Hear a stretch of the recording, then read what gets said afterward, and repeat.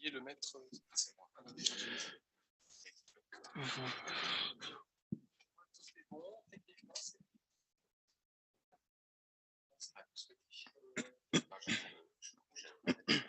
C'est bon, il va donner le temps.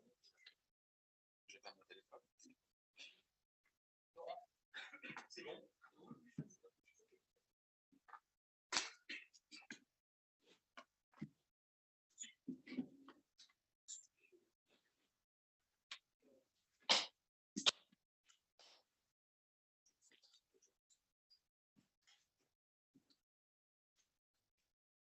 Do you hear me? Elena, you hear me? Yes. Okay. Laurent, it's okay? Okay. Catherine, it's okay too? Okay. So goodbye, everybody. We are here today for the PhD defense of Shengfei WANG. Your thesis is entitled Study of CO2 Chemical Conversion by Coupling Catalysis and Non-Thermal Plasma. And the jury is composed by Elena Galvez from Sorbonne University, which is in Spain, actually. Yes. Elodie Forêt, which is in the amphitheater today. Stéphanie Ognier from Chimie Paris Tech. Catherine Gracian from Suez Group. And your PhD advisor, Laurent Fulchieri, which is in the US, Vandad Julien Orani, which is here, and myself, Xavier Dutin from Sorbonne Paris Nord. You have 45 minutes to present your results, and then time will be dedicated to the discussion with the members of the jury. Okay. Thanks for your kind introduction. My name is Shengfei Wang. I am a PhD student in TNP Group, Center Bercy. My thesis topic is the study of CO2 chemical reconversion by coupling catalysis and non-thermal plasma. This thesis is supervised by Professor Vandad and co-supervised by Laurent. Here is the contents of my presentation. In my presentation, I will introduce our works in the past few years. First, I will introduce the background of this thesis, the motivation and objectives. To achieve those objectives, we prepared the catalyst, and those catalysts will be evaluated in these plasma catalytic reactors. To further interpret the mechanisms and insight of it, we did the calculation for the electrical parameters and built the chemical modeling. So, as we all know, the global warming has become a serious problem, and one of the biggest reasons is the large emission of CO2. One of the best strategies is to fix them into materials via advanced catalytic technologies. And those technologies include the thermocatalysis, electrocatalysis, photocatalysis, and of course, the plasma catalysis. Traditionally, CO2 and CH4 can be converted into liquid fuels and chemicals in 2 steps. At high temperature and high pressure, the syngas is the key intermediate in this process. Obviously, this indirect route is not efficient because the energy can be wasted in the form of heat. So alternatively, the plasma can provide us a direct way to achieve this process at ambient conditions. So what is plasma and why plasma is so attractive? Plasma is also called the fourth state of matter. It consists of the electrons, ions, molecules, radicals, and some other excited species. Those reactive species will make the process more efficient. The plasma and the catalyst can affect each other on the gas composition, the plasma chemistry, surface chemistry, and of course, and electron energy distribution functions. Among different types of plasma, we choose to use dielectric barrier discharges for some advantages. First, it has a quite simple reactor design, as shown in this figure. It can be operated at atmospheric pressure, which requires a low operational cost, and it is easier for the industrial scale-up.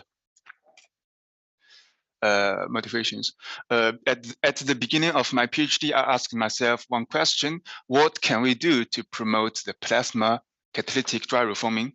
Here are some possible answers: the conversion rate, product selectivity, energy efficiency, and of course, process scale-up. When we reviewed the plasma catalysis, we found even though plasma is a very special technologies, it can make the process more efficient and decrease activation barriers. But it is non-selective. In other words, we will have a wide products distribution. In the product, we will have syngas, hydrocarbons, organic acid, alcohols, and some other products. On the contrary, in the thermocatalysis, there are a large amount of work focused on the direct synthesis of target products like light olefins. Light olefins is much more valuable than paraffins because it can be used to produce polymers in chemical industry. So the answer for this question from me is the selectivity. When compared with plasma catalysis, the key in the thermocatalysis is the catalyst. In the CO2 hydrogenation to olefins, there are mainly two types of catalyst. The first type is iron-based catalyst, which can be promoted by other elements. The second type is SaPo34 catalyst. Here is one example. By modifying the surface structures, the researchers successfully enhanced the formation of target product. In this case, it's light olefins. However, this process is required high temperature. The reaction is carried out at around 600 K. This high temperature will cause carbon deposition, which will further result in the deactivation of the catalyst. So we are wondering, could we increase the product selectivity by using the catalyst and taking advantage of the plasma properties? So started from the previous work of other PhD and my supervisor, we prepared this potassium promoted iron carbon catalyst. It has a good performance, it is common, and it's not expensive. Then those catalysts will be characterized by using different various techniques, and they are evaluated in this DVD plasma reactor. To further interpret the mechanisms, we calculated the electric parameters and chemical kinetics.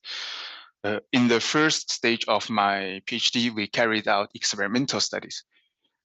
The first step is to prepare the catalyst. By improving the pyrolysis method in the literatures, we use those chemicals. Those chemicals are mixed and aged to form the risk precursor. This precursor will be calcinated at 400 degrees in the nitrogen, and in this way we obtained the potassium promoted iron carbon catalyst. To compare with that, we also prepare the catalyst without potassium in the same way. Then those iron carbon catalysts will be treated at in the air and reduced by hydrogen at 600 degrees. In this way, we obtain the iron catalyst and potassium promoted iron catalyst. Of course, we also prepare the silicon dioxide, an inert material. First, the structures and physical properties are examined by XRD first. From the XRD patterns, the XRD pattern indicates low crystallinity, small particle size, and well dispersion of iron species. And the TEM result can confirm this result.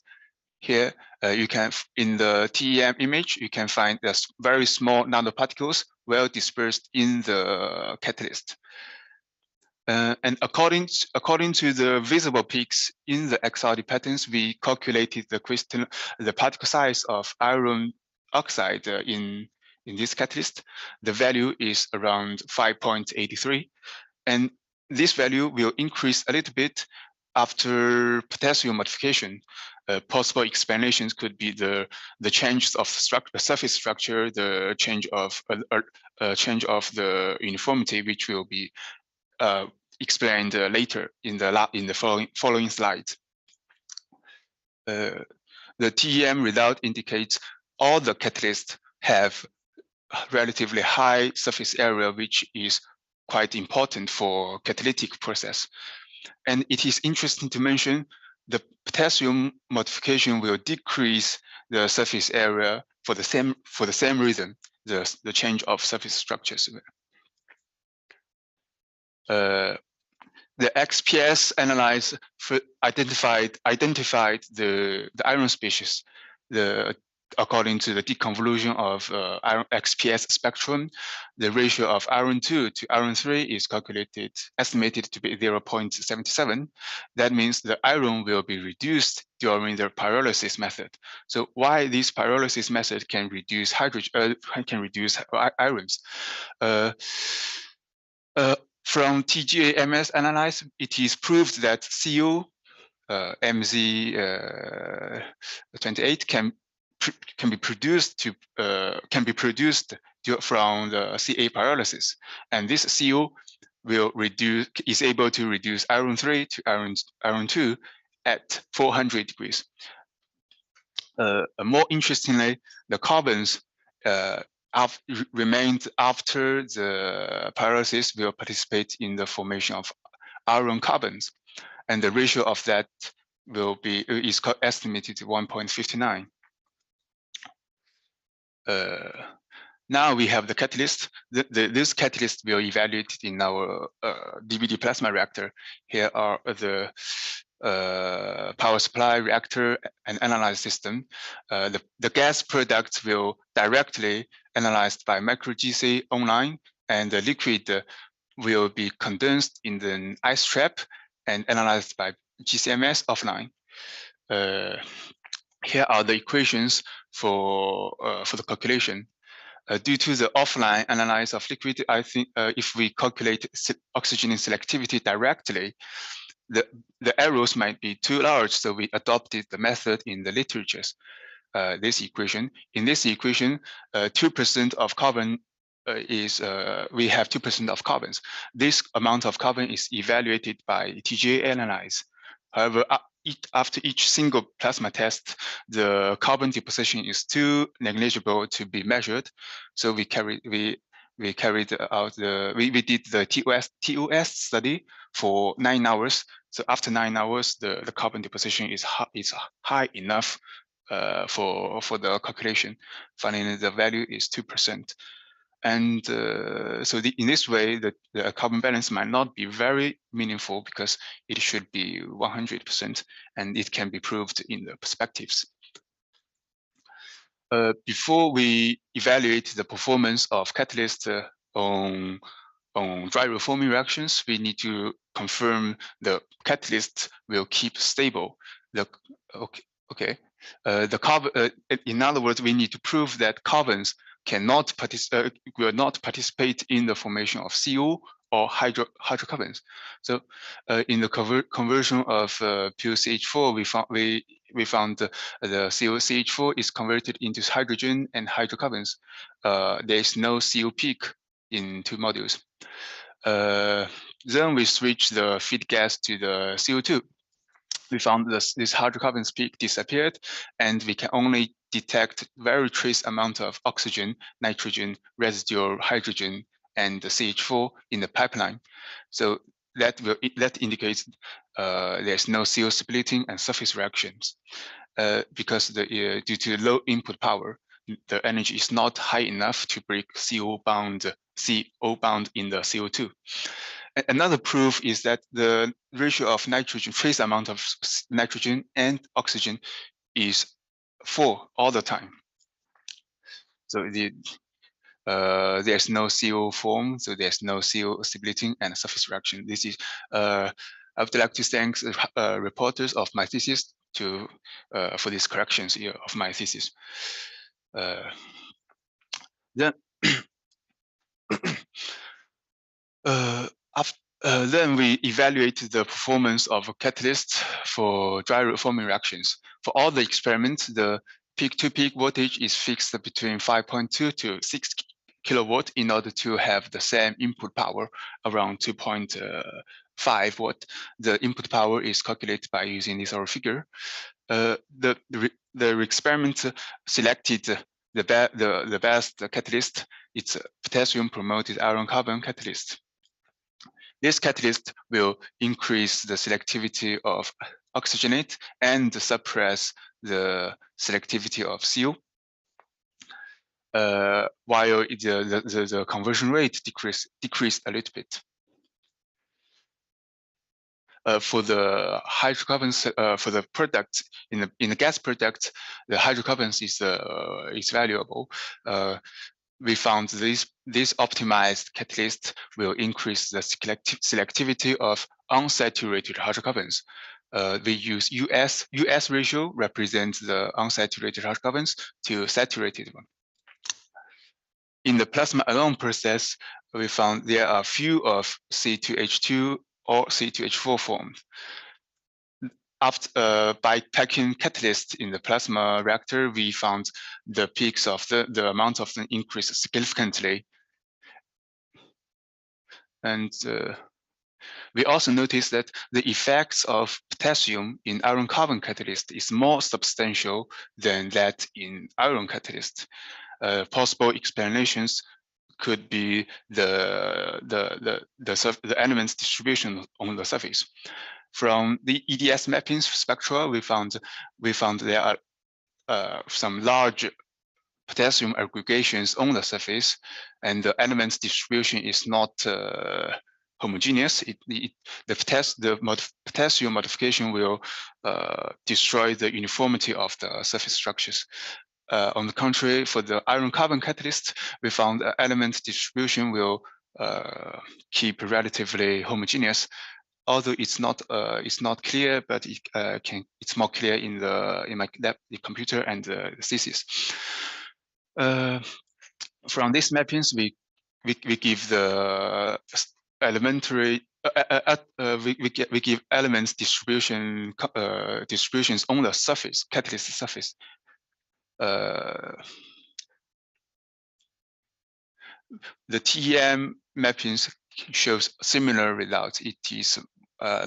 It's not very homogeneous. It's more homogeneous here. We think this alerted uniformity will contribute to the difference of the potassium effects.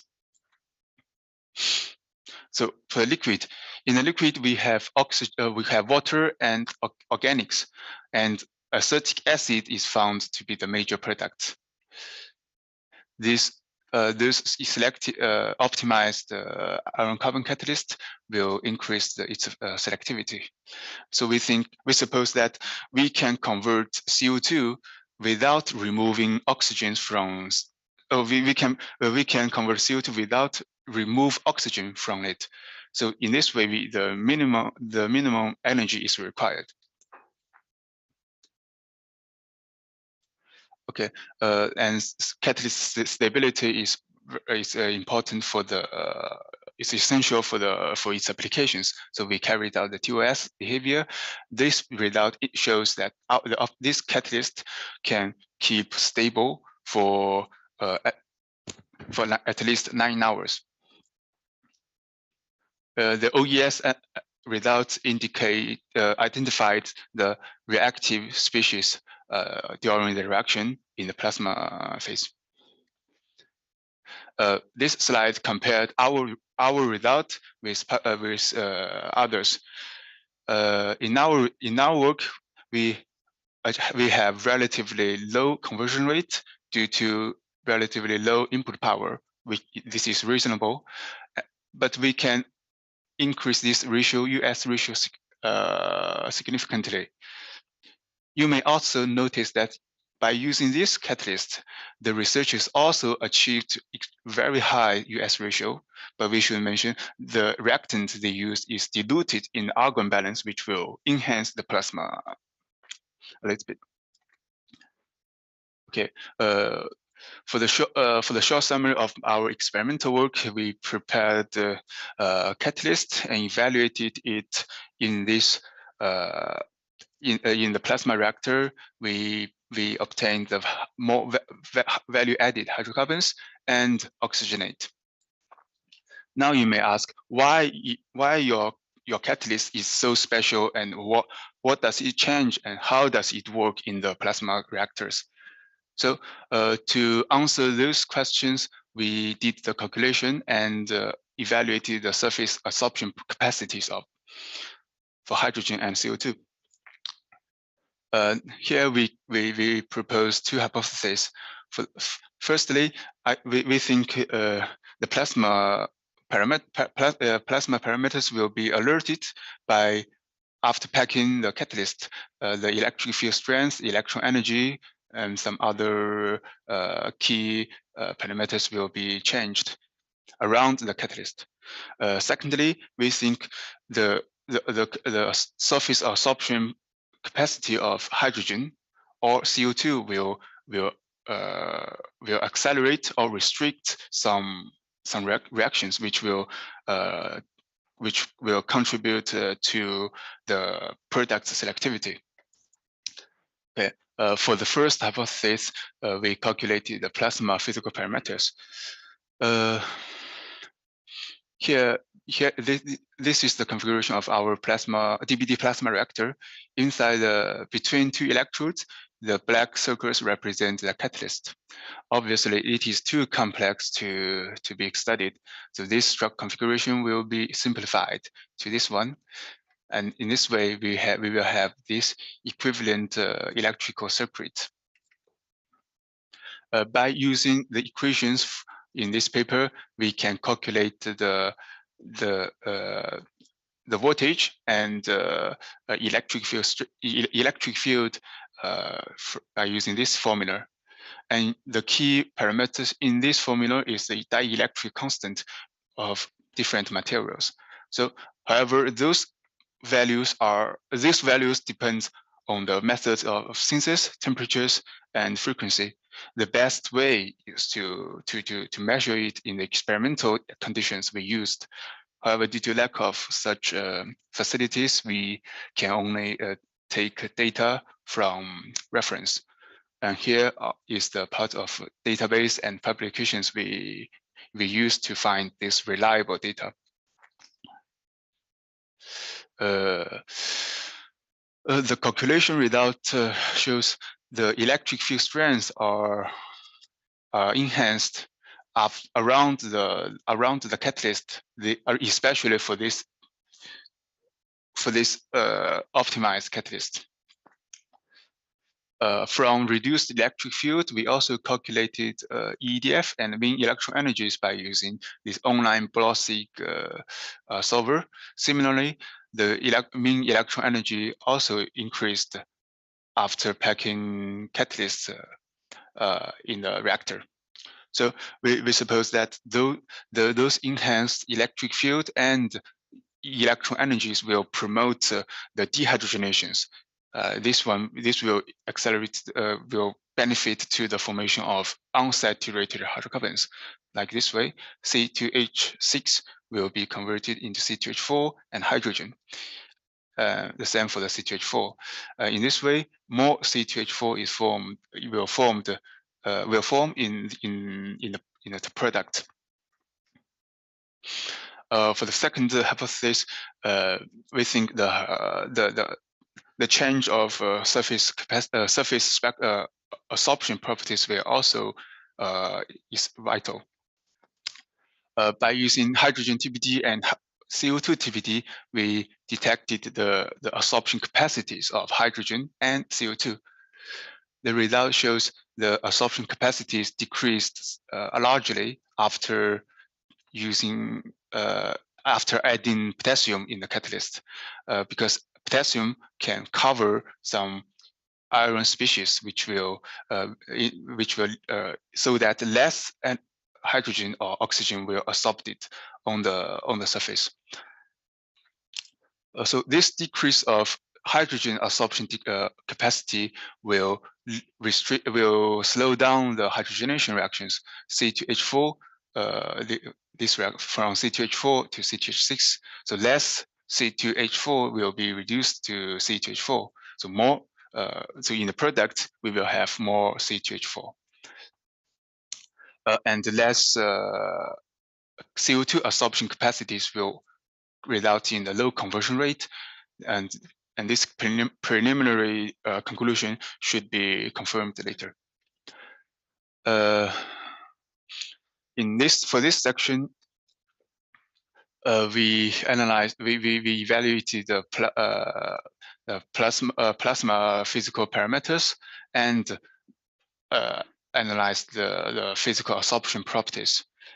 But those two effects will together lead to the formation of will benefit to the formation of our value-added hydrocarbons. So now we're wondering, could we in this stage we only study the physical properties and and reactions on the surface. So we were wondering, could we describe or understand the microkinetics mechanisms more profoundly for reactions from a numerical point of view? So that is why we did the modeling. When we reviewed the current research on modeling or simulations, we found most of work are focused on the developed model, like ZT+kin, GlobalKin, and DFT simulations. And which DFT simulations is very popular in catalysis and material science. With no doubt, they are very powerful tools. They can help us to understand the plasma chemistry, the kinetics mechanisms in the reactions, and they can even, some of models can even simulate high dimensional situations. Of course, at the same time, there are some limitations. For example, DFT simulations usually focus on the well-defined facet like Cooper 100 on the micro scale, and some of models are very hard for others to use. It's hard to be applied in their own simulations. So we are going to establish a model for chemical engineering using ChemKin from ANSYS. Among different reactors provided by ChemKin, we choose to use this closed 0D plasma reactor. This plasma reactor will calculate electron energy using this formula. Besides, we also need to provide the species thermodynamic data, the kinetics, the gas phase kinetics, and the physical properties to this reactor. Those are the species include. These are the species, reactions, and the properties included in this reactor, in this model. So then the ChemKing will calculate reaction rate for each reaction in the reactor and give us the number density of all the species. In the real plasma signals, there are thousands of micro discharges. It is impossible to describe all of them in current stage. So we only studied one micro discharge. This one micro discharge will be simplified to this triangular power deposition. In this power deposition, the electron temperatures is calculated to be around 3 to 4 eV.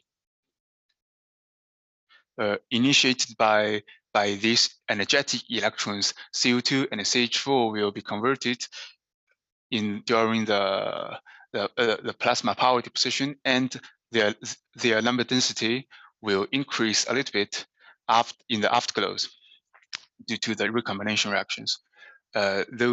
This figure summarized the reactant and products in our model. We have syngas, hydrocarbons, oxygenate, and of course water.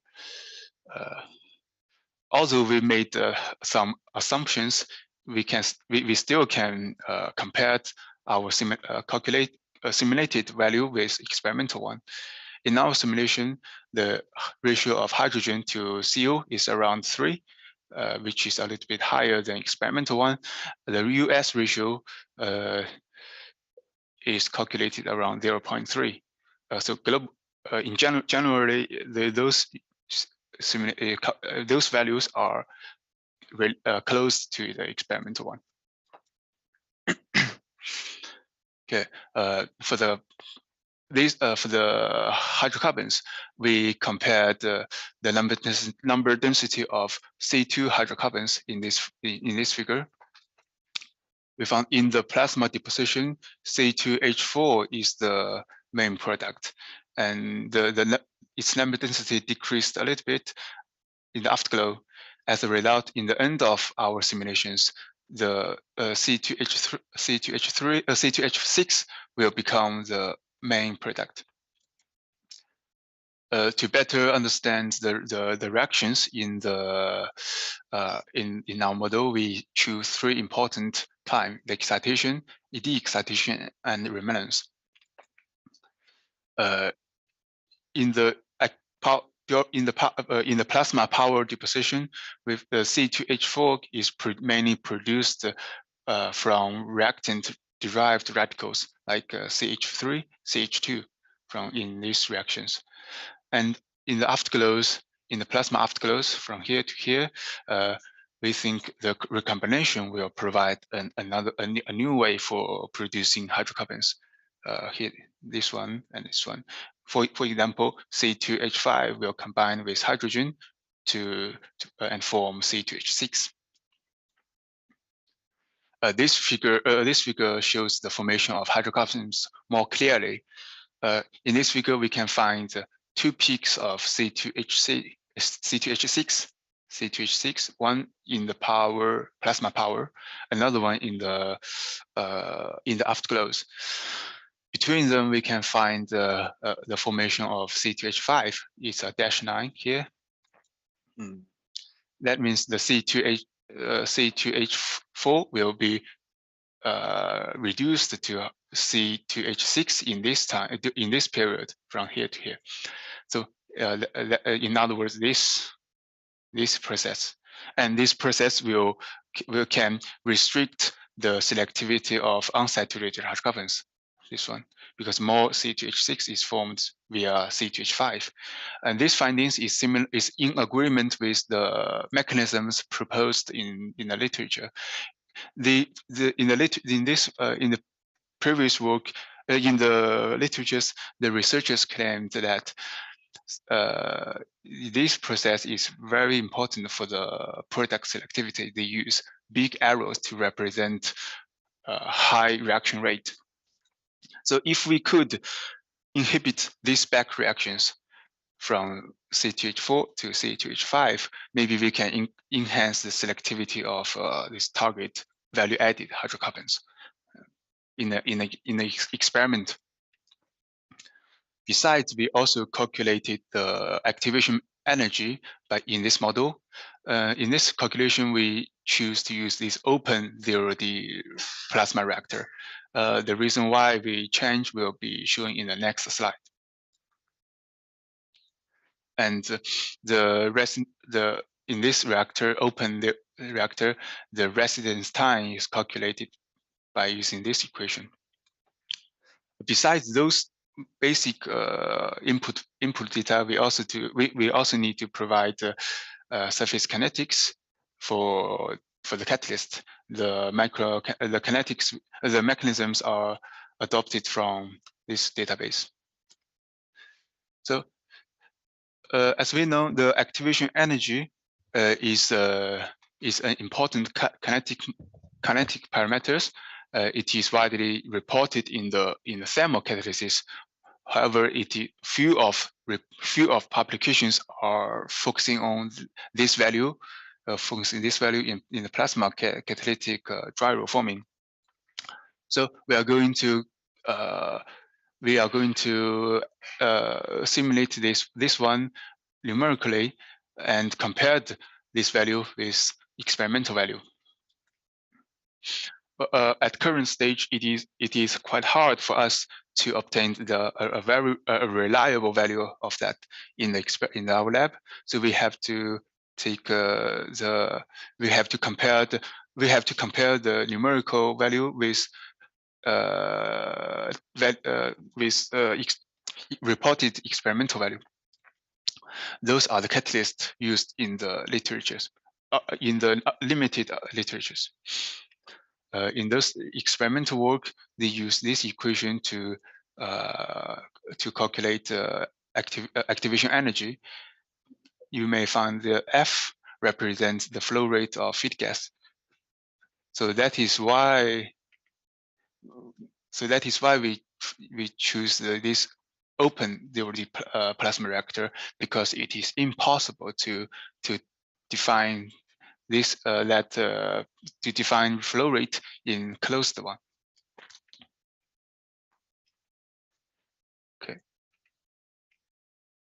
Okay. Now in our work, we are going to replace this experimental data by using the data from ChemKim.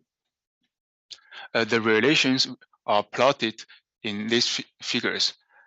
From these figures, we will have the activation energy for CO2 and CH4. And compared with plasma alone process, we found that the catalyst will decrease the activation energies largely, and more importantly, the values of them depends on different catalyst. In other words, it depends on different mechanisms.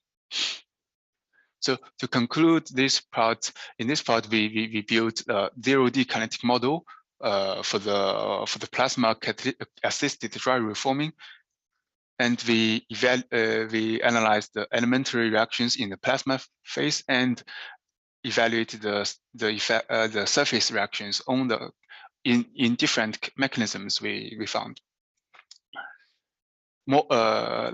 And more importantly, we also we estimated the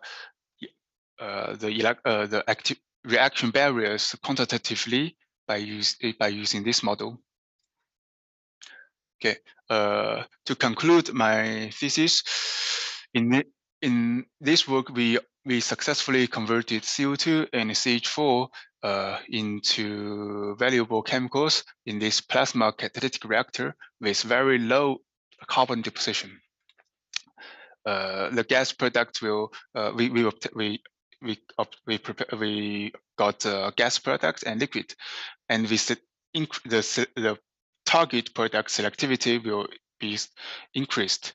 In the gas, we need to obtain the unsaturated hydrocarbons, and the ratio is increased to around 0.9. And in the liquid, with the acetic acid is a major product. We also by calculating the electrical parameters in the reactor and evaluate the absorption capacities. We connect structures and performance. We build the links between plasma surface and product selectivities. Okay, for the modeling, we established a model for chemical engineering. We evaluated the key species C2H5. We quantitatively give the reaction barriers for this process. Based on the limitations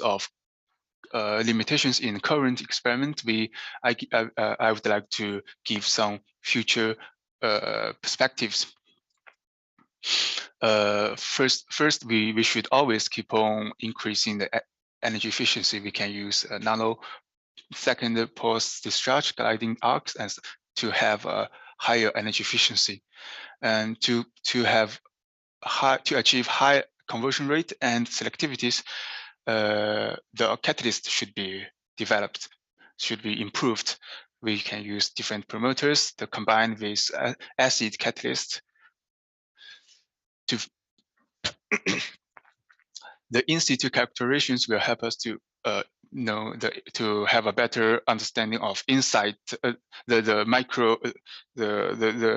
element reactions on the surface and in the gas. For the iron species, I think multiple spectroscopy will be a better way to identify iron species. For the products analyzed, we can heat the pipeline so that we can detect liquid directly by GCMS. In this way, we can give a carbon balance for the process. We can also measure the dielectric constant, make a more reliable value of parameters in the plasma. For the numerical part, with some vibrational excitation species could be included in the modeling in the future, and in the current modeling, only one plasma deposition is evaluated. However, in the real plasma signals, there are thousands of that. So accumulation effect is essential. So here is the preliminary data, which is not shown in this presentation. Finally, this 0D model can also combine with CFD method, which can help us to describe the distribution of species, the effects of turbulence, and the reactor geometry. Here are the publications and conference I have during my PhD, and thanks, my gratitude to all of you. Thanks for your attention and questions.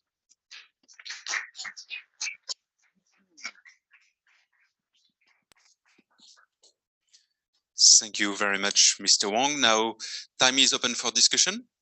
We will begin. Elena, it's okay for you to be the first one to address some question to Mr. Wang? Yes. Hi, Shengfei. First of all, I would like to thank your supervisor for giving me the opportunity of reading and reviewing this very interesting work. It's a very interesting subject for me, and it's a very high quality work as other thesis supervised in the group. So really congratulations to the group, and congratulations to you, Shengfei, for the work. And very interesting presentation, very clear, a little bit more clear now than in the manuscript, but the manuscript was also very or quite easy to read for me and well explained, as I wrote in the report. So now, as you know, I can ask you, I don't know how many questions, because it's very interesting. Some of them are really curiosity that I have for several subjects, because as I told you, it's a subject that is really interesting for me, but I think I only have 20 minutes. So let's go. So first of all, let's start with the catalyst. This is also very interesting for me. You were choosing iron as the active phase, as metal, you were comparing different results in literature with different catalysts, Fischer-Tropsch catalyst or methanol synthesis catalyst, and you choose iron. But there are other catalysts that are used in Fischer-Tropsch, like for example, cobalt-containing catalyst. Finally, you decided to use iron, but I wanted to ask you why. Why not cobalt, which is also a well-known Fischer-Tropsch catalyst? Okay, here are some reasons. The reason why I use iron, because in the first it's cheap and it's widely used in the thermocatalysis for dry reforming and of course for Fischer-Tropsch synthesis. And the iron carbide is proved to be the active site for Fischer-Tropsch synthesis, FTS. And you can see in our process, in the plasma of dry reforming, we have a large amount of syngas. So if we can find iron species benefit for their conversion, I think it might be helpful to achieve high conversion or high selectivities. And for other reasons, not cobalt. Actually, I think cobalt is more benefit to the formation of methanol rather than not for the hydrocarbons. And here is Well, the literature says that the reaction mechanisms can be different. When talking about Fischer-Tropsch, there are some differences between using cobalt and iron. I do understand well, and you're right. Iron is a well-known catalyst also in methane reforming. So yeah, but why not? Maybe in the future. It's quite interesting. Yeah, actually, from the methanol route is another route for the production of hydrocarbons. I have also some questions later on about the reaction mechanism. I will ask you also about that. Then there is this thing about the potassium chloride. I mean, you have KCl in your catalyst, and I guess that the chloride is coming from the synthesis. The KCl is more common. The chloride, the Cl, is coming from the synthesis of the catalyst. It's from it's from the iron chloride. Okay. It's from iron chloride. From the precursor you use to load the iron. Because it's amazing you have a lot of chloride. Yeah. And also, not a lot. Well, quite a lot. And also, what is a little bit surprising for me is that it's staying there even after calcination of the catalyst, and you're calcining at relatively high temperatures. But even though the chloride is still there, should leave. Actually, the chloride. Sorry, I will wait here. Here is the. Okay, I see. Here is the chemicals we use. The iron chloride, the chloride in the iron chloride will combine with potassium, and the KCl might be very stable after the calcination. Yeah, but and then was part of the And I'm going further on in your dissertation to the perspectives. Okay, you say that you want to get rid of chloride, then maybe you can use iron nitrate here to change the chemical compound you're using to load the iron. Then you go to iron nitrate, which is also soluble in water and so on. And then you can test this catalyst and compare and really check if the chlorides are doing something wrong or are not very beneficial for your catalyst. But well, I think if it's only a matter of the precursor you are using to load the iron, you can use other. It's okay. I was a little it's quite curious interesting to compare that with chloride and nitrogen. Nitrite. Yeah, then I saw you did also some calculations using the XPS results. This is very good. And then I want to ask you a question about the DVD setup, because I was a little bit surprised of the low power that you are using, first of all. And I think it's coming from the plasma generator that you're using. Because you're using peak-to-peak voltage around kilovolt. Here. Frequency 4 kilohertz. It is because of the plasma generator you are using? I think it's because of the catalyst. It will change the discharge types from, you see, from filamentary to surface ionization wave types. But I guess, I don't know if you can test higher peak-to-peak voltage or different frequencies. We can test from set in the power supply, and we have oscilloscope to test the voltage, so we can read that from oscilloscope. But in any case, it's nice because at very low peak-to-peak voltage and very low frequencies, you are getting to form the plasma, because in the picture is clear also that you have a plasma. So, okay.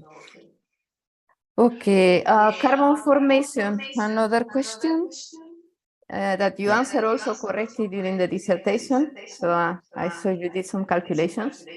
Yeah. Okay, 2%, be careful, because 2% with the conversions that you have, it's a little bit too much. So it can be also passivating a part of the catalyst, especially if you improve the conversion. Then for sure, this is something that happens all the time when we are working with methane. Then, okay. I saw a sentence during your dissertation in slide 18. It was a little bit surprising.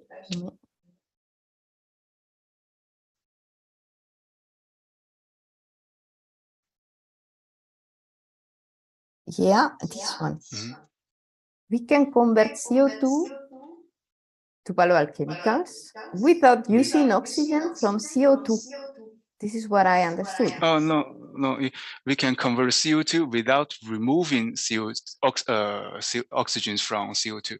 Okay. So the CO bond is not necessary to be broken. So less energy will be wasted in this process, because if we want to break CO bond in the CO2, we have to put energies. See, if we don't, so there's no energy. Energy is not necessary for this process. Okay.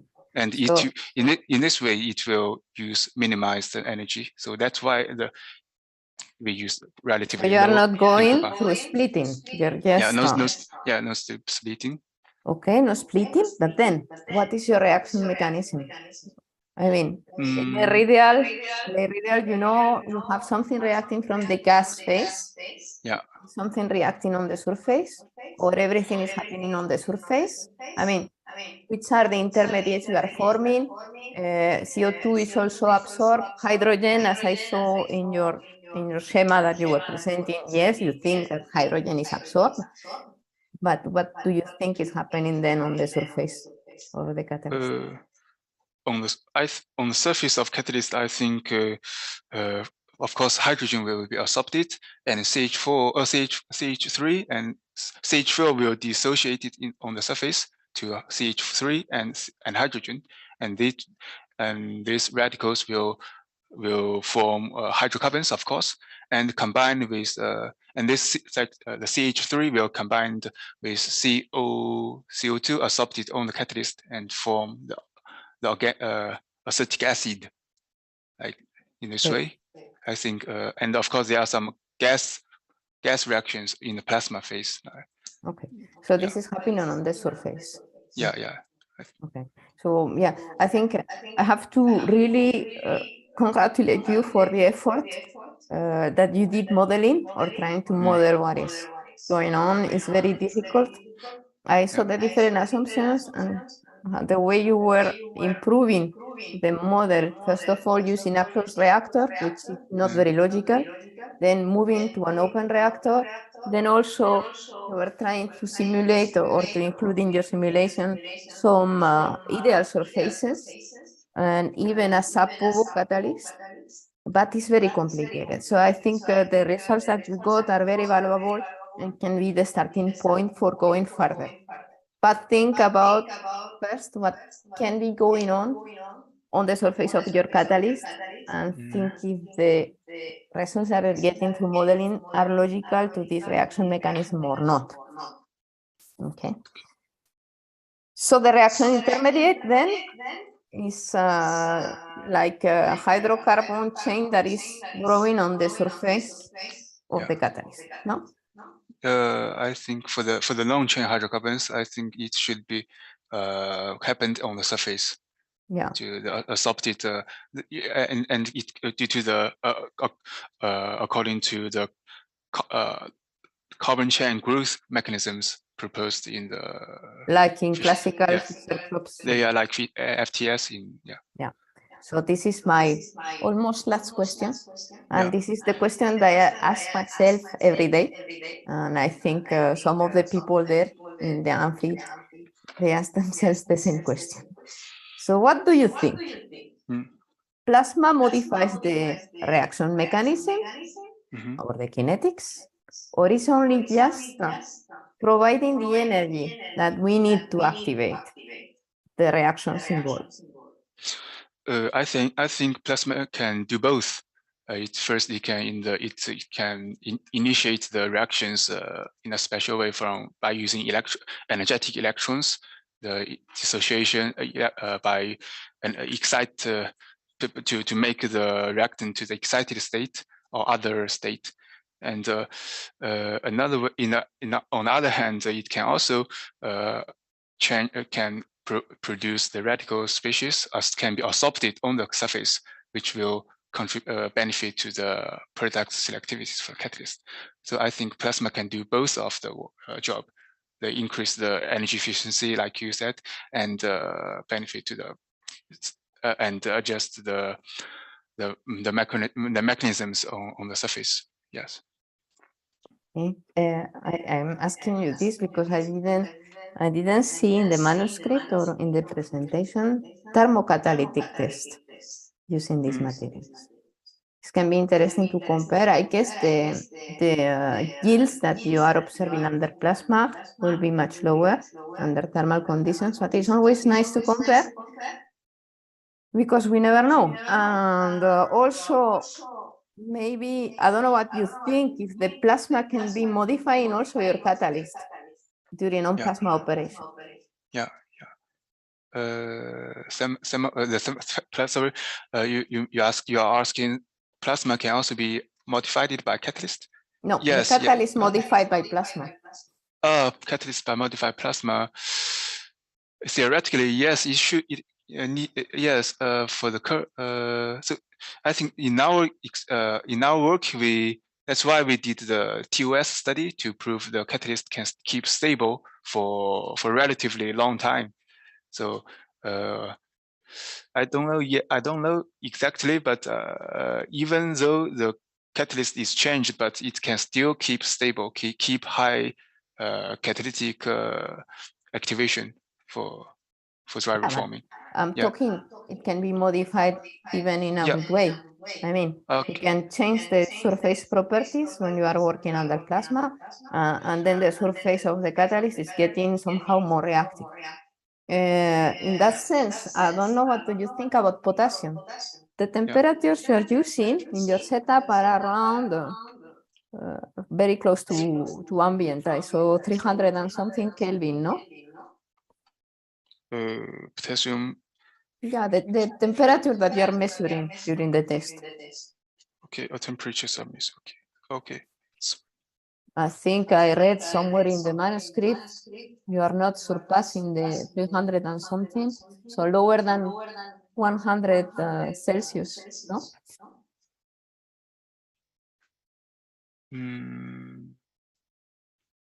I lost the page now, but it's written somewhere that you're working here. The temperature of the gas in all the tests is around 323, 333. So very low.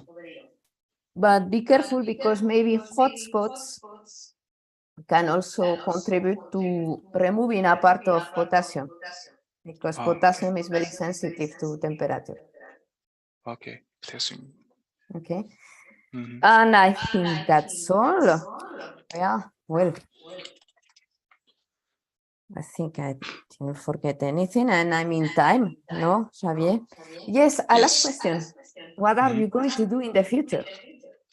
What I'm going to do in future, I You think want I to will, go on with academia? You want to move to industry? What is your choice?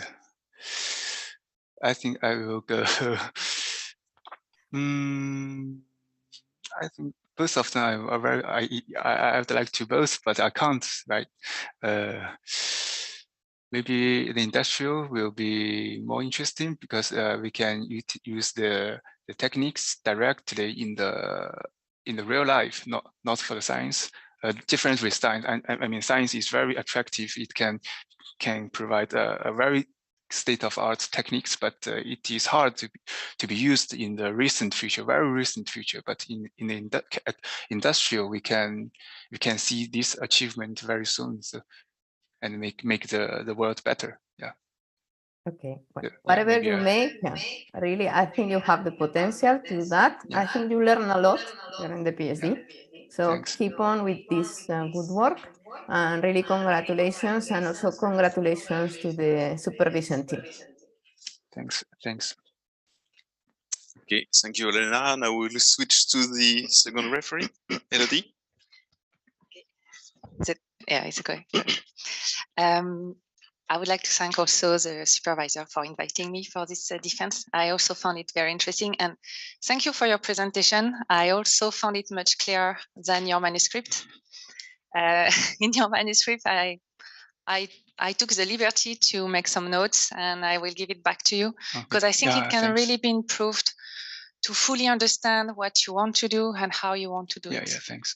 I had many questions about why did you choose this kind of setup? Why did you choose this kind of catalyst? Sometimes it lacks a little bit of explanation, of arguments based on literature, and because you gave over 200, now nearly 200 references, I think you should really use that to comfort your choices. Yeah, okay. Thanks. Like Elena, I had many questions about the catalyst preparation and about the chlorine and the fact that you calcine in air at 600 degrees. Yeah. So you would expect like to have an oxide. So you talk about it in your perspective. And have you checked your XRD for oxide K2O or? And it didn't really correlate, or did you check your? For XRD, you can find the very low peak and broad peak. Because there was one XRD which was quite clear with potassium on it. Yeah. Yeah, the third one, KFESiO2, and did you compare it to K2O, for example? I compared. It's not K2O at all. Actually, K2 is the potassium, the species I want. Exactly. I want to do because it's basic. It can can absorb the CO2, can enhance the absorption of CO2. And this is what they did in the thermocatalysis in the publications. So I want to do the same species, but we found okay, it's a KCl. I examined and confirmed it keeps stable. Yeah, and of course, in the thermocatalysis, they also compare the different potassium species K2O and KCl, carbonate. Something like that. They compare the difference with them, and they found K2O is the best. And KCl can increase the selectivity a little bit, but it's not the best for their study. Yeah. So in our study, we prepared. I think because it's the reason is the preparing method. The calcination degree is very low, but for this one, it is. Due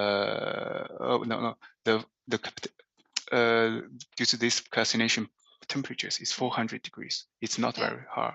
That's what I was surprised. More about like the air at 600, I would have thought that chlorine would be removed from your surface. This is surprising. Okay. And another question, because it is known now, it is suggested and from reviews on DRM, but also on other publication using CO2 and CH4, that the catalyst must be different from thermal catalysts. And you chose to use a catalyst that is well known in thermal catalysis. So I was wondering, why did you make this choice? The reason why is because it's first, of course, it's the common one. It's well studied one. It's cheap, and we can find mature mechanisms which we can explain. We can compare the mechanisms in plasma and thermocatalysis, and as the same as the iron carbide is proved to be the active species for FTS, Fischer topside synthesis, and in the products of pyroforming, there are lots of CO and hydrogen, and I think I suppose it could be benefit to conversion of CO and hydrogen. So that is why we choose the iron catalyst, and this catalyst. And for the you mentioned the plasma catalysis is different with thermocatalysis. Yes, actually, I did to modify the surface of plasma catalysis reported in the literatures to achieve to increase this selectivity, but no, I can't. Okay. And you use the sol gel techniques. Why did you choose this technique in particular? What benefits would you gain from sol gel preparation rather than wet impregnation or autocombustion or other kind of catalyst preparation? Okay, because by sol gel method we can have a high selectivity, high surface area, and it's easy to. It's a simple way. It's very easy, and it's not expensive. And actually, for the impregnation, it's very interesting because the K2O species can be loaded on the surface by using impregnation. And I think this, if in the future study, maybe we can try to use this impregnation method to load K2O cake or potassium carbonate on the surface. Yeah. Okay. And on your characterization, did you perform the characterization after treatment? Because you didn't show it on your presentation, not on your manuscript, but do you have the data after plasma treatment? Yes, it's very, very important for the catalyst after here. After the reaction, you can find we test the used reactor, the surface area here. We have similar, very close particle size, the pore volumes, the diameter support. And did you do some TEM or SEM on the samples? Did you also have images? Did you? Yeah, for the TM image we have, it's very similar. Okay. So I didn't put it. Okay, so that's why you. And for the XRD test, it's similar. And for the XRD, yes, it's just a 9, because because we can't see that. Can you just stay on your slide before? Was it inside? Yes. How come you lose in your manuscript? Yeah. It's very visible on the page 49. Your isotherm of isotherms that you have the catalyst that lost its surface area is also the catalyst that has a hysteresis loop completely different. If you look in your manuscript. 49. And now you explained that the hysteresis loop for most of the catalysts are from indicating of a mesoporous structure. But what about the hysteresis loop of the potassium ion on SiO2, which is completely different? You didn't explain. Can you just tell me what it is? Can you explain this hysteresis loop? What structure does it define? What structure? It's I think it's this loop is indicates the mesoporous structures in the catalyst. The black one, which is okay. The blue, the yellow, the red, the black, they are similar, and they are from mesoporous structure. But the black one, and as you see in your table, you go from 500, 600 meters square per gram to 170. What's the reason of that? Can you give an explanation of what happened here? You mean the black for iron catalyst? I think you also have an average pore that is much bigger. Yeah, because as shown in this figure, the surface structure is greatly changed, but it's not changed after in this catalyst. So maybe you have like a collapse of the structure or something like that. I think the carbon matrix can stabilize the pores. Sorry, the what? The carbon, the carbon can stabilize the porous structures, and that is why we in this elements distribution it can be shown in like this kind of. It's not big aggregations. Although you can't see clearly here, but you can see. And this seems also that your iron here also you have some big clusters also. Yeah. Okay.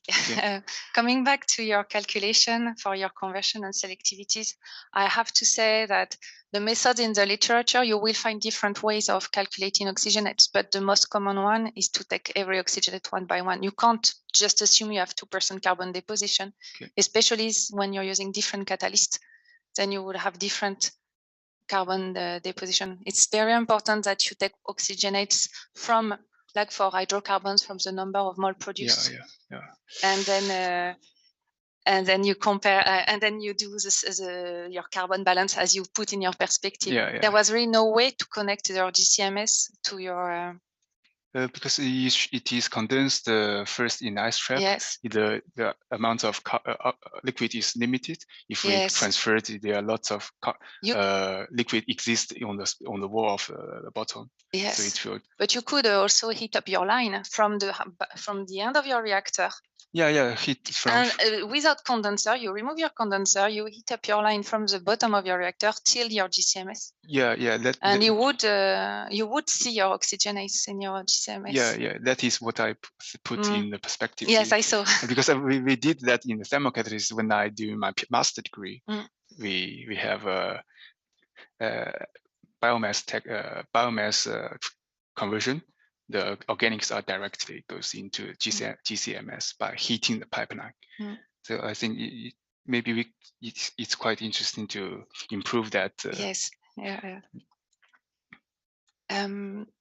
When you go into your, it's interesting, the conversion, and that the difference in conversion and selectivity that you reach with your catalyst. So it's interesting to see that even though you should modify thermal catalyst for plasma, they still show some interesting results and conversion and selectivity.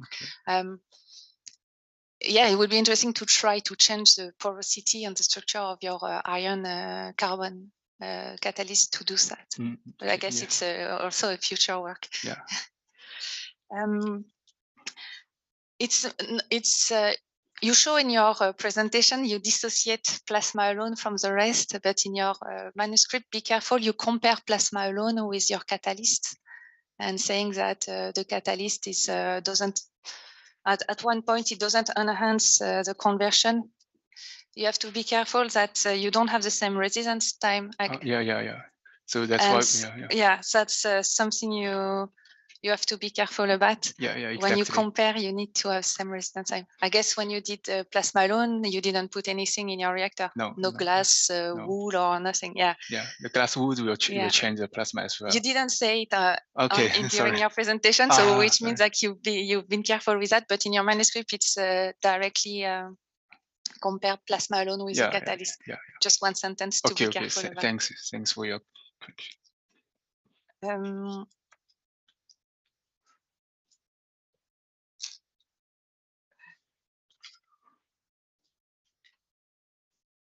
Oh yes, you also when you showed your Lissajous figures, and you said that the small difference between your Lissajous can be interpreted by a change of the plasma propagation mode. What's how can you say that from the shift? What's in? How can a Lissajous give? Not from Lissajous figure, from other the signals of the plasma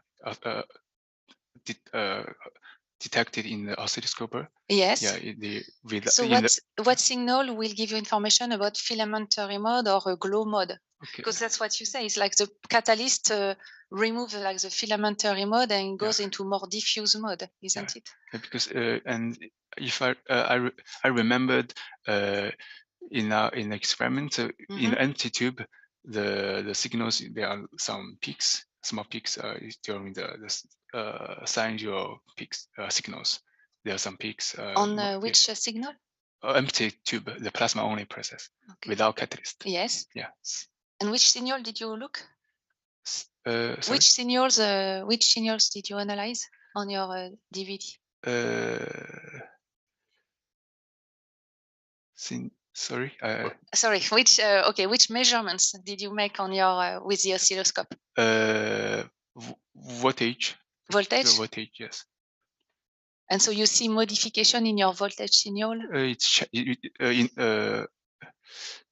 Modifications is just the details of the lines, the signals. Okay. Yeah. Okay. Oh yes, you talk also about energy accumulation, and I was wondering what do you put behind this? What is energy accumulation in your plasma? Energy accumulation. Yeah. Well, hold on. Let me come back to where I saw that.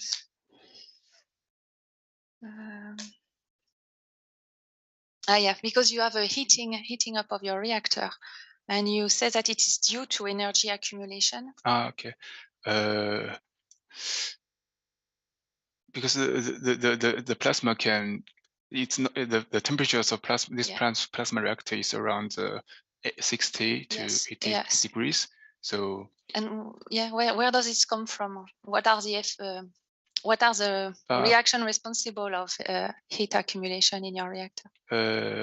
What happens in the plasma? The surface of catalyst will strengthen the electric field on this point and form the hot spot, and this strengthens the electric field and will accumulate the discharges on this point, and I think this can lead to the temperatures.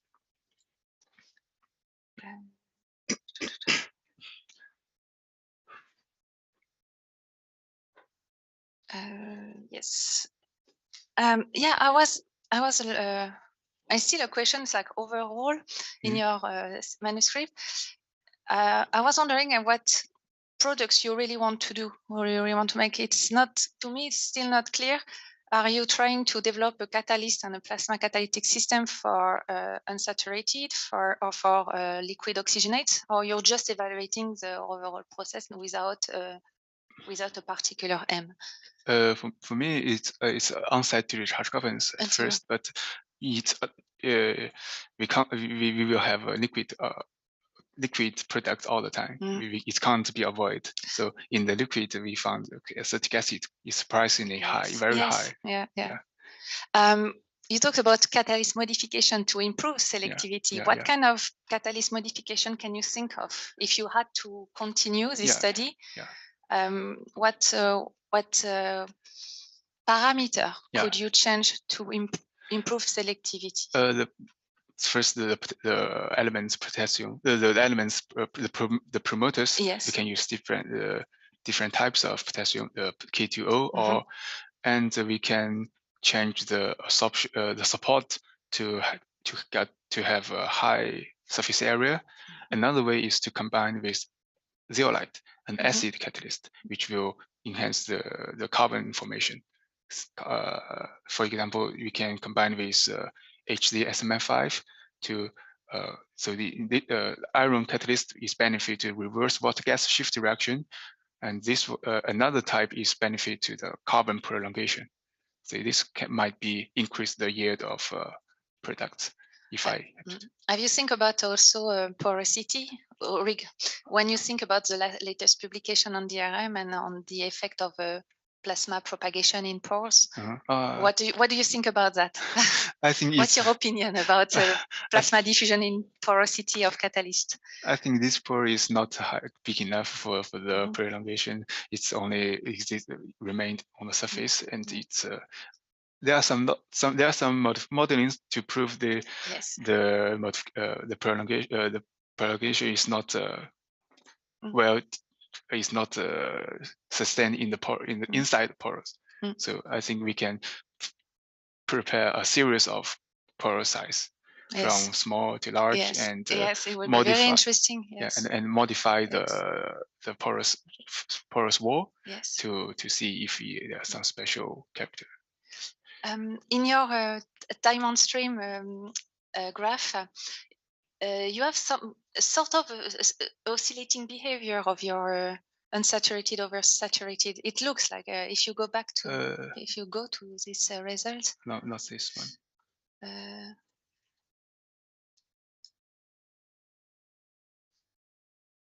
This one. Yes. See. Yeah. It's like the unsaturated saturated is stable. Sorry, the HC. But also the CH4 seems to be a bit, varying, or is it just due to error of measurements? I think it's one reason is the measurement. Another reason I think it could be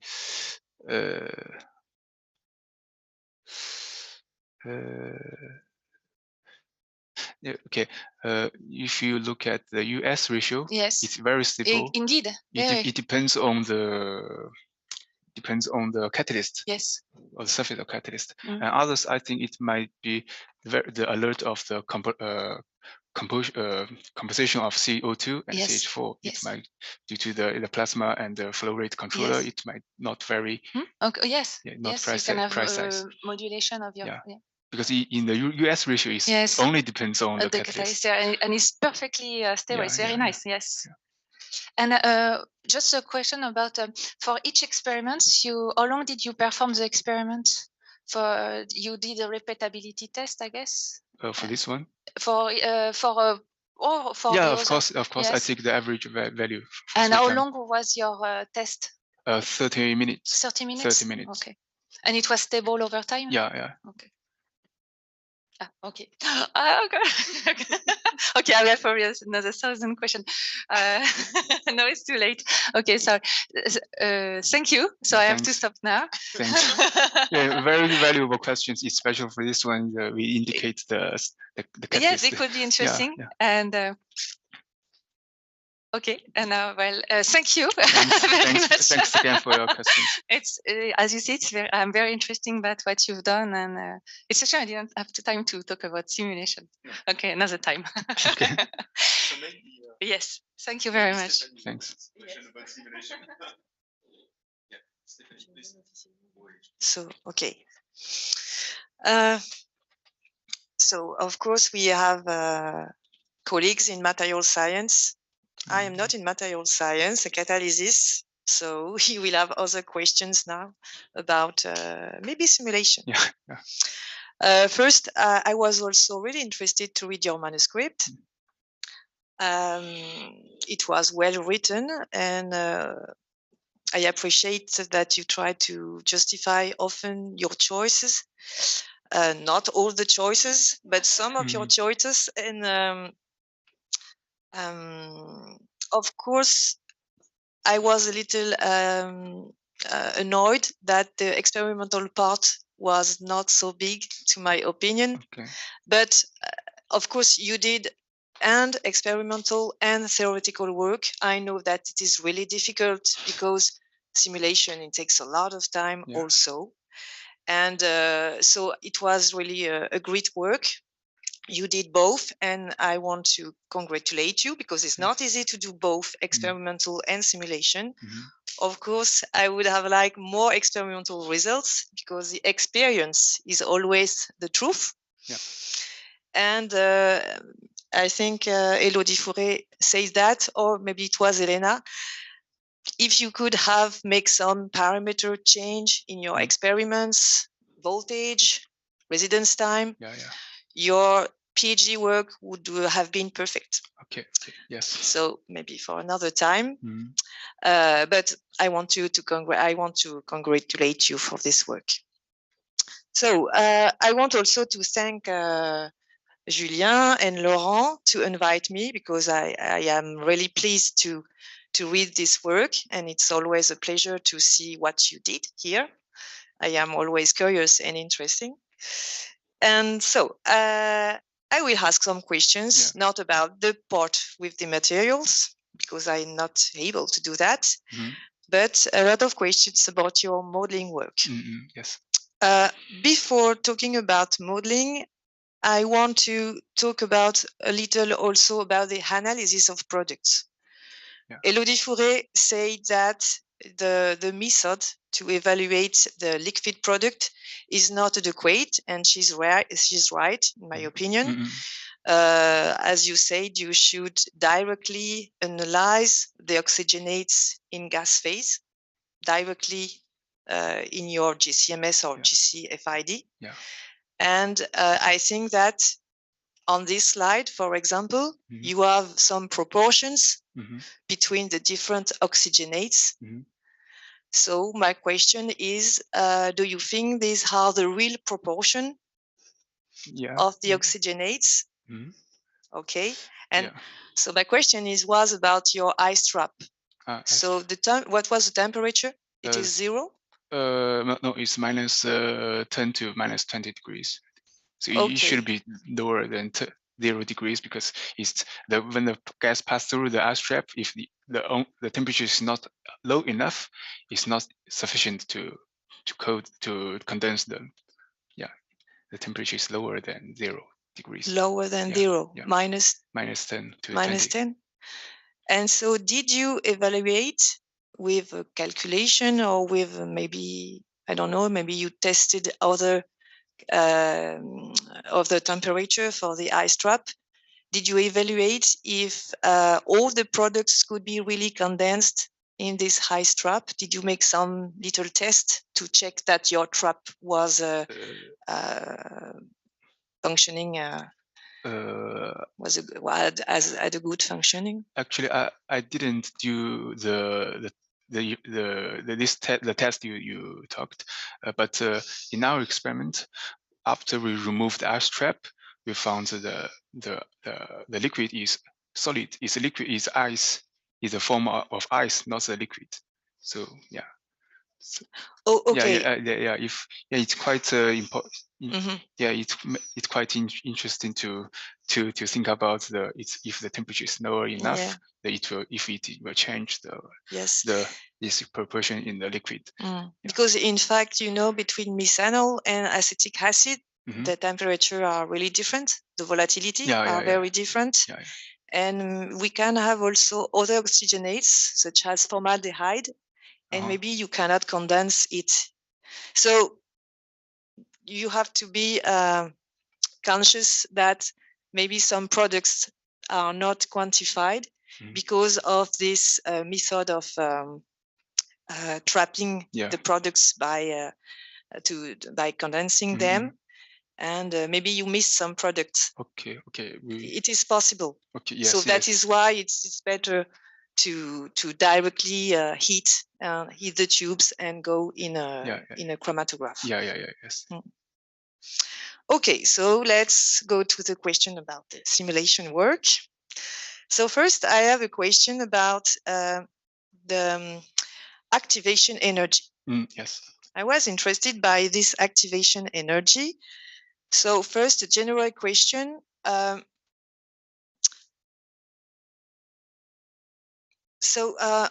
In the literature, often the people, they calculate a specific energy.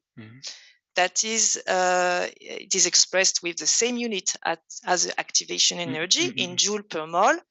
And it is really the joule consumed per mole of products formed, for example. So you didn't calculate this value, but you calculate an energy activation. So what is the difference? Why did you choose to calculate an activation energy Okay. And not simply a specific consumption energy. Okay. I think the difference is that the activation energy is the reaction, the energy the reaction should overcome to make the process happen. But the specific energy is the energy we should give in the system. I think the reason why I didn't calculate that. Okay, maybe it's quite interesting for the development of this model. Yeah, it's quite. Yeah, I think I will do simulate that if possible. Yeah. Okay, and if we go to the nice, you have the right slide. So this is the equation or the method used in the literature to calculate this activation energy. And so also this activation energy, the meaning is not so evident. So first, maybe a simple question. You said that it was not possible, so it's page 109 in your manuscript. It was not possible for you to calculate this activation energy from your experiments. Yeah. And I think you say that it was too complicated. I think I have your sentence here. It was not possible to measure because you missed the equipment. I read something like this. You had not the right equipment to do this. So my question is, what kind of equipment do you need to calculate this activation energy? Equipment we should reach. Actually, in the experimental study, the researchers use diluted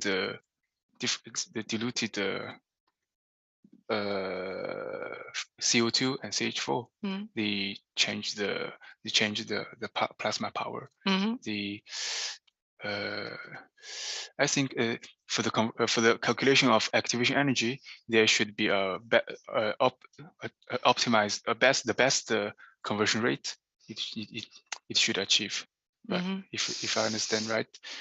Okay, so the question is that you don't need another equipment, or you can do this. It's not so difficult to do this with your experimental setup.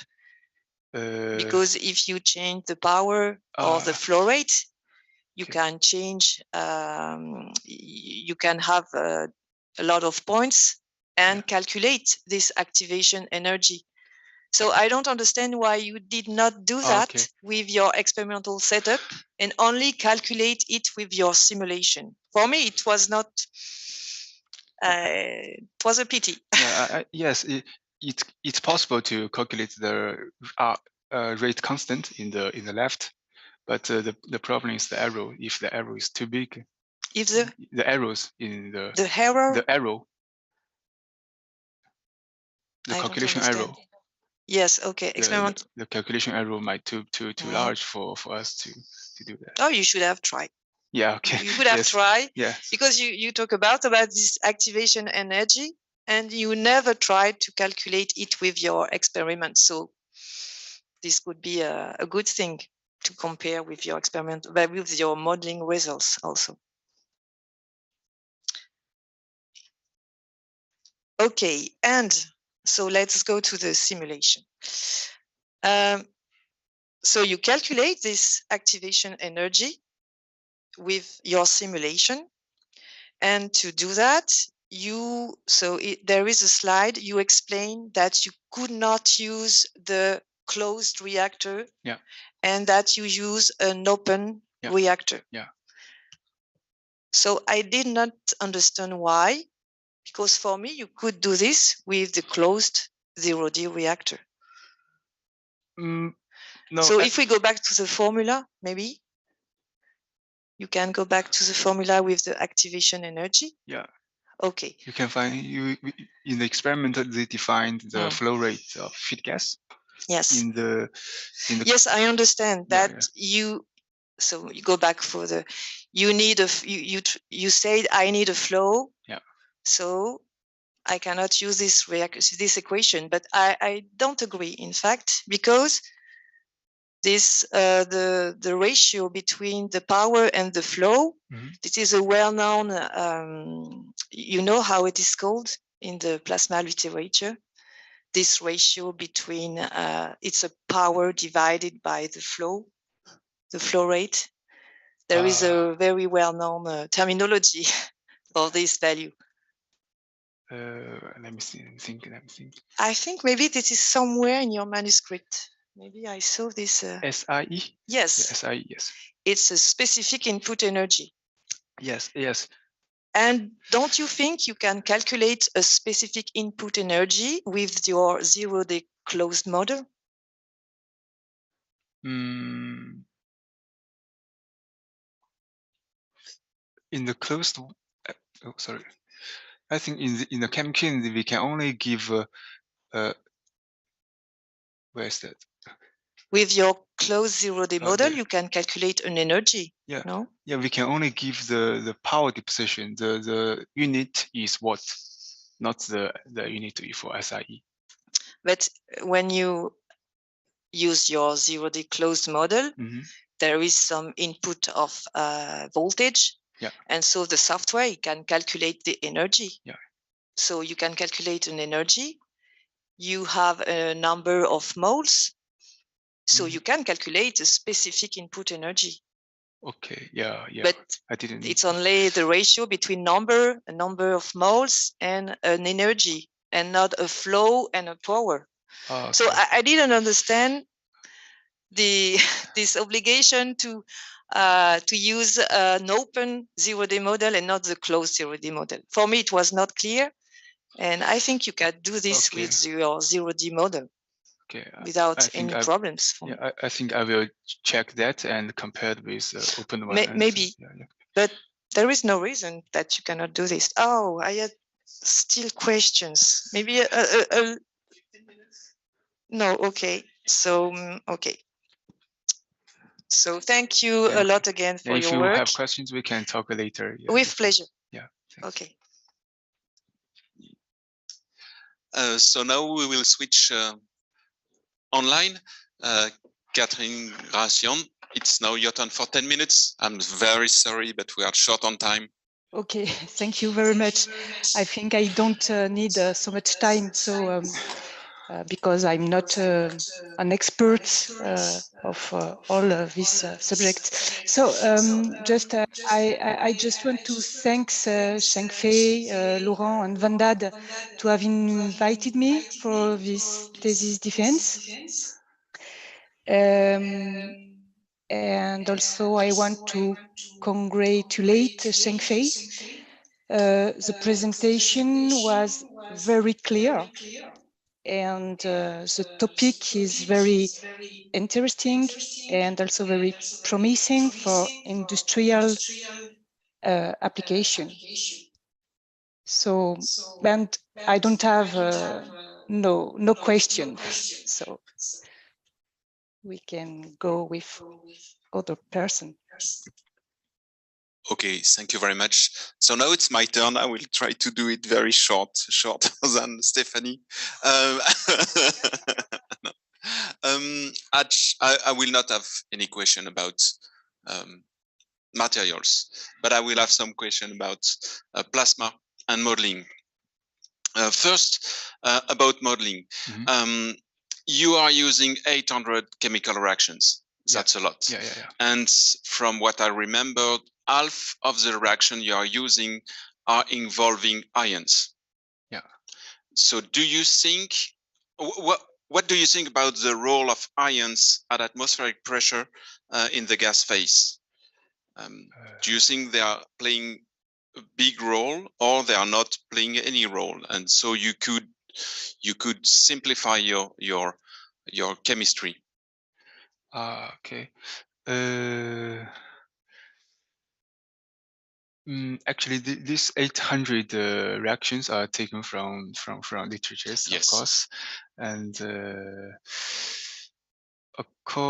yeah, I didn't think about that before, but I think we can do some sensitive analyze Okay. to evaluate the contribution of ions to the plasma catalysis. I think it will be in atmospheric pressure. It might not high enough, not very high, I think. Okay. Yeah. And do you think that you know that plasma can enhance the vibrational excitation of CO2, and this is something that is quite interesting to study, but you did not take this kind of reaction into account in your model. Do you think that this is easy to take into account, or do you think this is difficult? First, it's not easy. Okay. The reason why, another reason is that the DBD plasma reactor usually contains limited vibration excited state. It's more in like a gliding arc discharge, but less in the DBD plasma. So yeah, it can play a role in the DBD plasma reactor, but currently it's hard for me to find the reliable kinetics data from something like and it's for calculating the reaction rate, the kinetics data for calculating reaction rate. Yeah. Okay. Can you go to the slide 30, please? Because I have a question. Okay, yes, 30. Okay, this one, the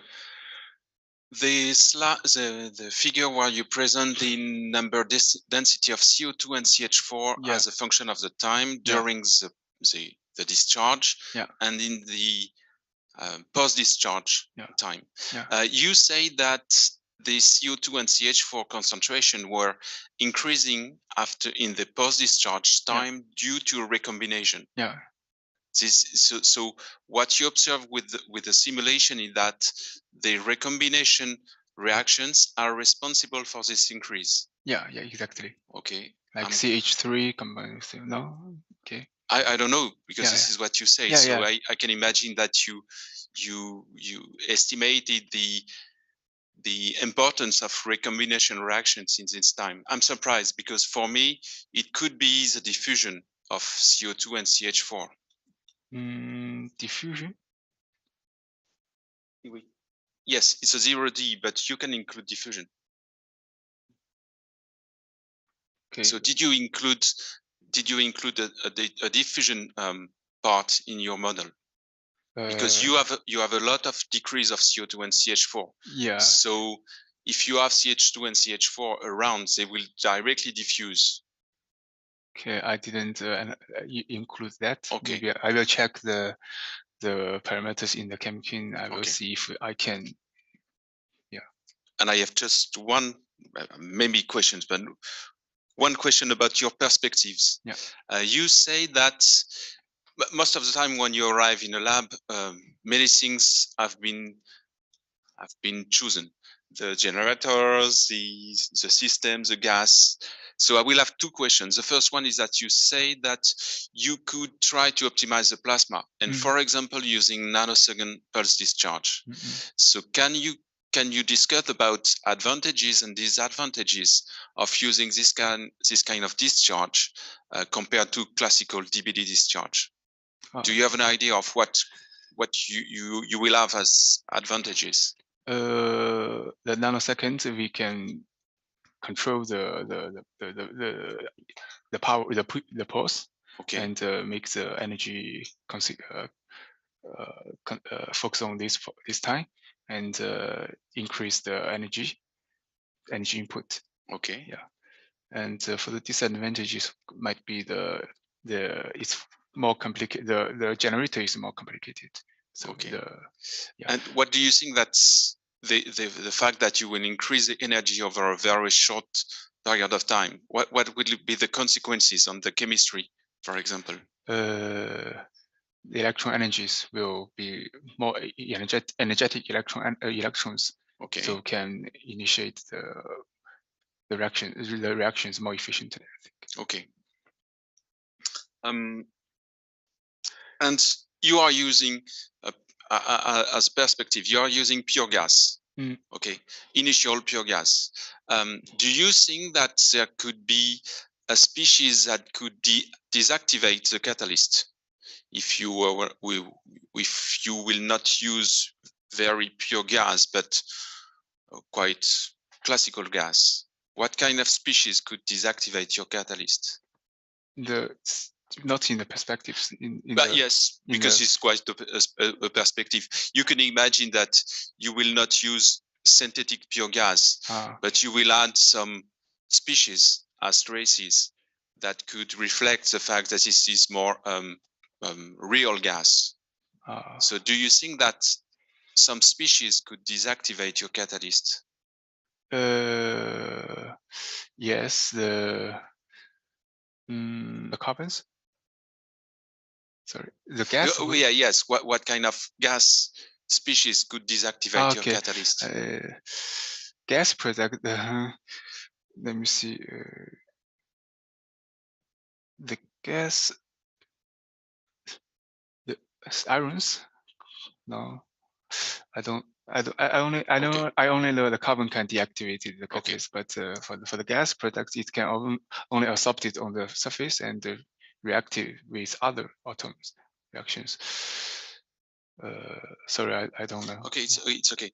And just one last question about the frequency you are using. Yeah. You did all your experiment at 4 kilohertz, because I can imagine that before you arrived, this was a frequency that was chosen. And okay. Yes, maybe. Yeah. No. Not exactly 4,000. It's 3,500. Okay. So yeah. And what will be for you the effect of frequency, of changing the frequency? Yeah. Okay. By changing the frequency, we can change the plasma power input, different numbers of power deposition. So we will have, by increasing the frequency, there will be the input power will be higher. Right, in the some range. Okay. So when I did my experiment, I choose a frequency from 2,000 to 5,000. Okay. If the frequency is too high, the plasma cannot generate it actually. Okay. Only in the 4,000 is optimized. Okay. Frequency I choose. Okay.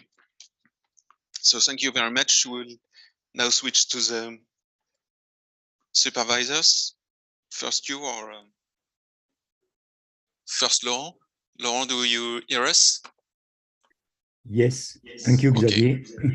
Okay. I am trying to speak softly because I am in a hotel room. Can you hear me? Yes. Okay, so I will be very quick because I know that you are in a rush and I had the opportunity to ask any question to Shengfei. So first, I would like to congratulate you, Shengfei, for this very nice presentation. I have a very quick question on slide 25, if you could put slide 25.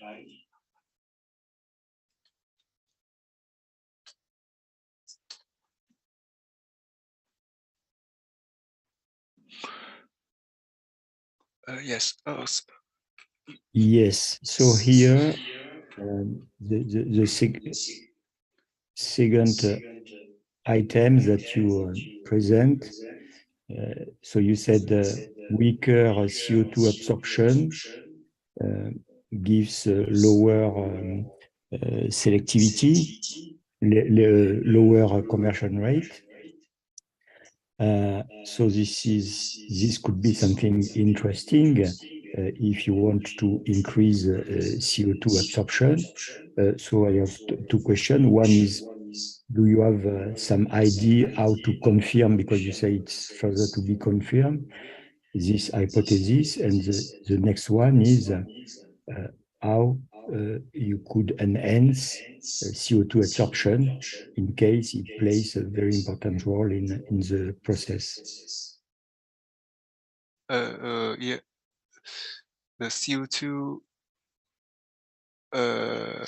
Sorry, I didn't get you. The last sentence. The CO2 can. Yes.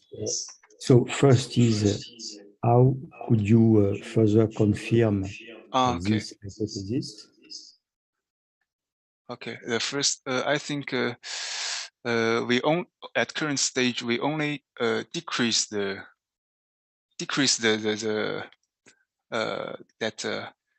absorption capacities. If we could increase that at the same time, we can prove that we can synthesize some catalyst with strong basic site which will absorb more CO2 in the catalyst.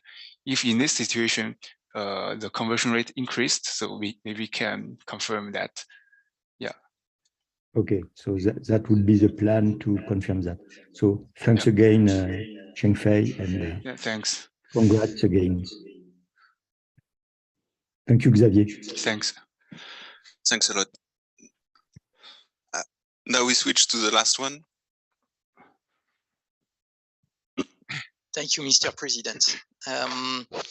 So Shengfei, it was a pleasure to work with you during these 3 years of PhD.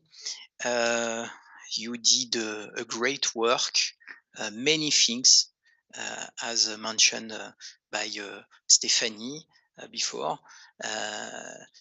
Many things, and your rapporteur also mentioned that. And this is something difficult to combine experiments and theoretical work, and in particular numerical work on software not easy to use from scratch. So you spent a lot of time to do that.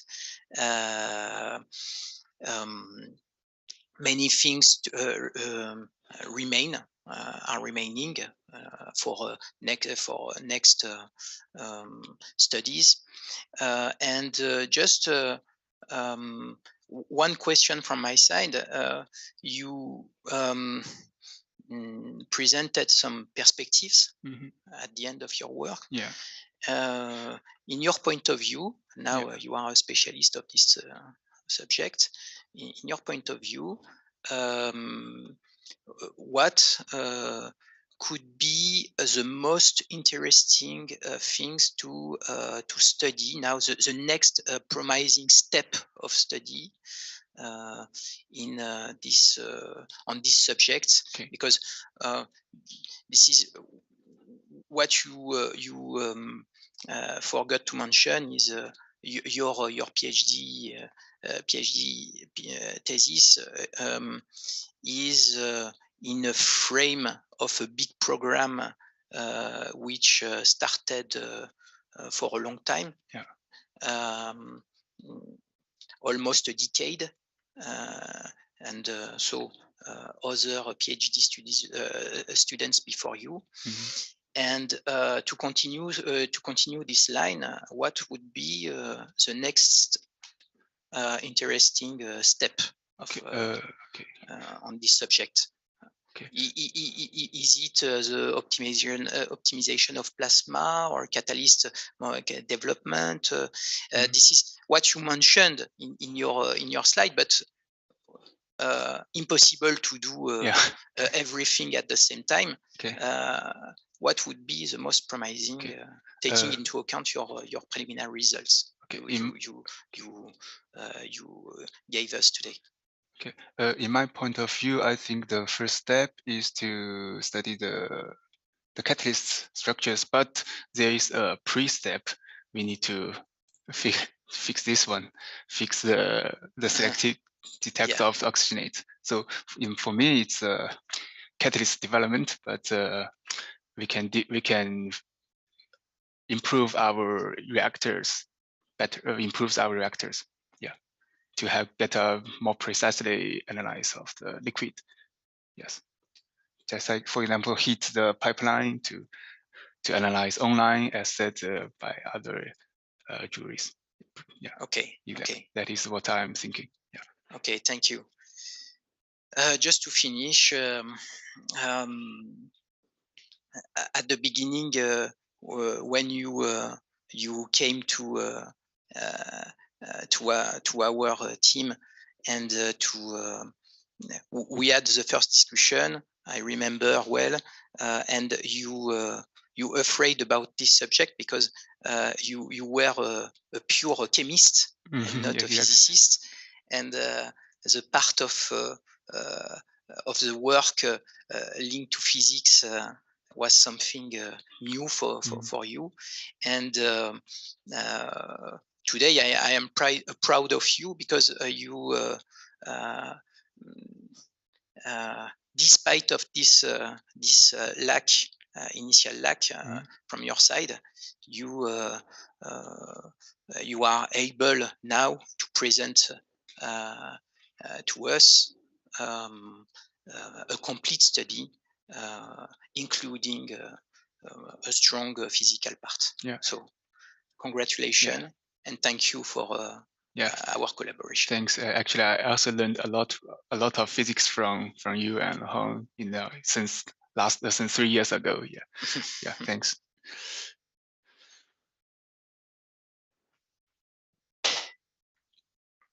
So thank you. There will be a time for discussion between the members of the jury, and then we will come back.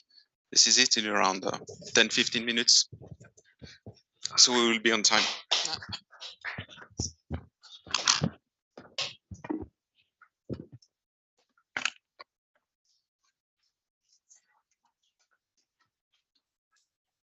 Xavier, we move to the, well, on change the lien, no? Yes, we move to we switch to the other to the other room. So the other Zoom. Okay.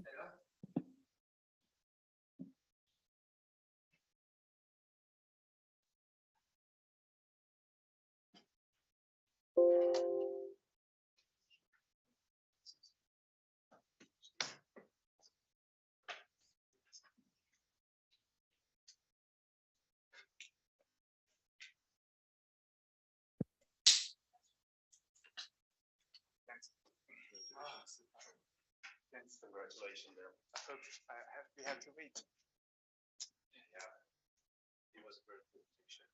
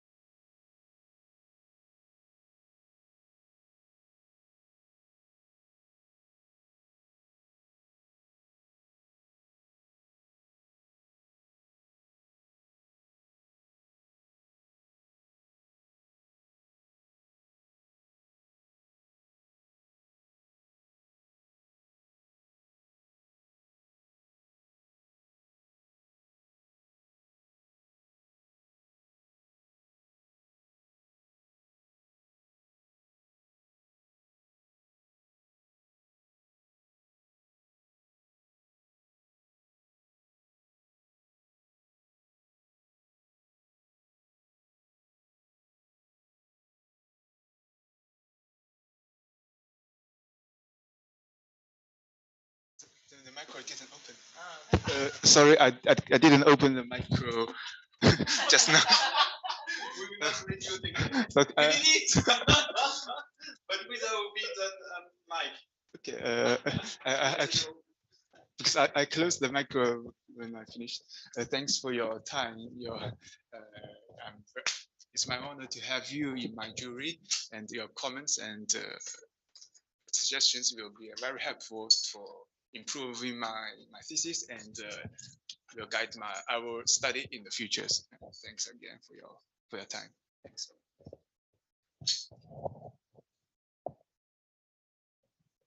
Yes. Okay. So what should we? Je pense qu'elle sait pas que c'est pour elle. Non, non. Elena, tu nous entends? Les remerciements étaient pour toi, là. Les remerciements étaient pour toi. Les derniers remerciements étaient là pour, étaient pour toi. Parce que je pense que Ah, je vous entends très loin. Non, je n'entends pas trop bien. Les derniers remerciements étaient pour toi, Elena. En fait, bon, on a fait, voilà, on a décerné, mais visiblement, il n'y avait pas de micro et pas de vidéo pendant cette partie-là. Donc, on ne va pas le refaire. Hein. So, congratulations, Shengfei. Really, thanks a lot for the presentation for this work in general. You learn a lot during the PhD. This is the most important. Yeah, thanks. Merci, Elena. À bientôt. Salut, ciao, Elena. ciao. Salut.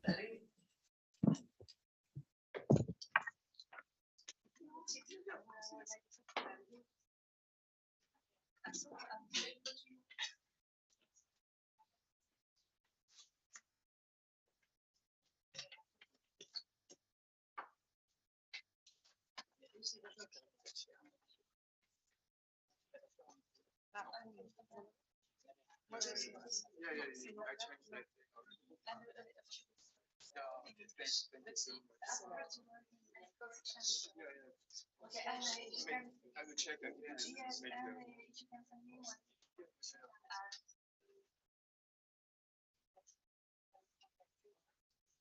Okay, of course, my pleasure. I will send the last version to you. Thanks. Thanks again.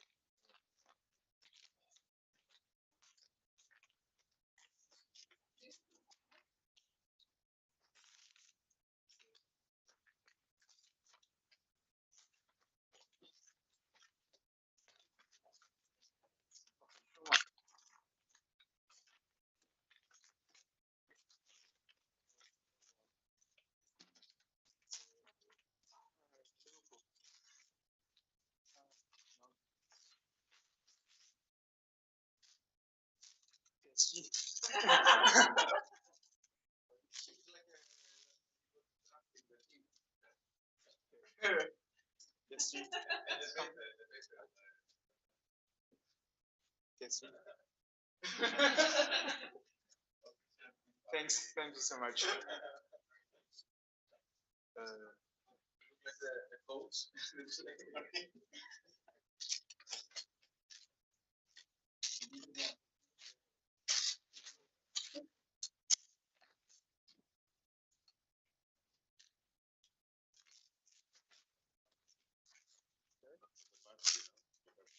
Yeah.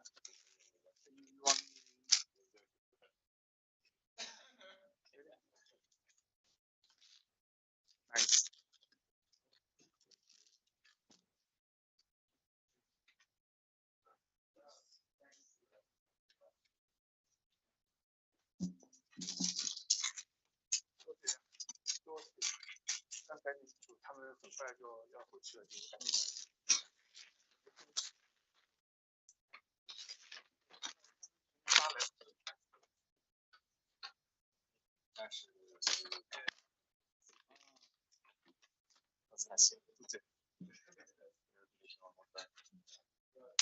Thanks again.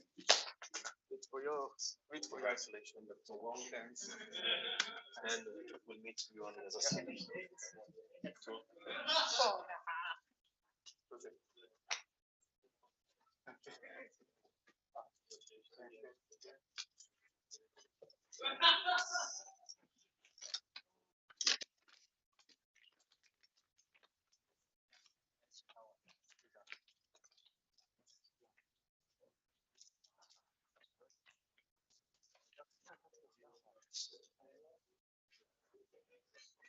待会去看看他下午有吗？